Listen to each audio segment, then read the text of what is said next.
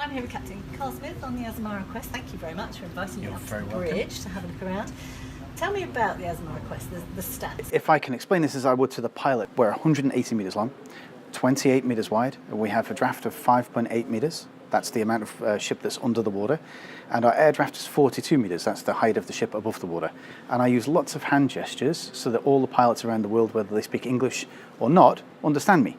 So basically, the Quest is quite a small ship, relatively speaking. In this day and age, we're quite a small ship. The perfect size, really. We get into so many little harbours around the world.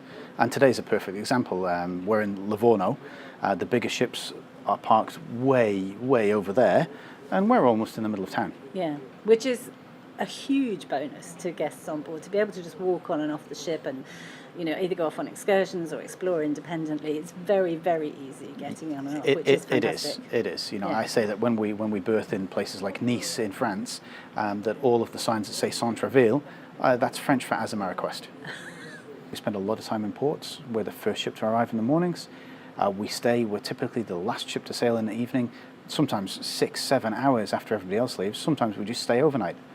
Yeah, well, I was just going to say, and here in Livorno, we actually are staying overnight. Livorno is a lovely town in its own right, but we're here specifically for Lucca, Florence, Pisa, and you can see all three during the time we're here. And whilst we're here, we're going to have the as amazing evening with the three tenors. It's a beautiful night.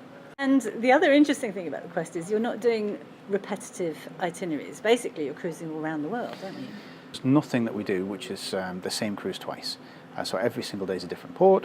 All of our itineraries are different. And as a result of that, we've met quite a few passengers on board who are doing consecutive cruises because the variety is there. You can do that. You can just tack them together. We have guests who do back to back to back to back on this ship, and quite often they could be here for 2 months without us touching the same port twice. So it's a lovely way to travel. You unpack once and you get to see a great chunk of the world without having to worry about immigration, waiting at the borders, changing your hotel. You know, your hotel moves for you. Yeah.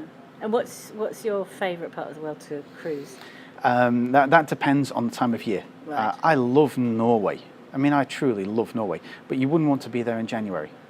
Right. You know, in the middle of the summer, Norway is a beautiful place. Norway and the Baltic Sea.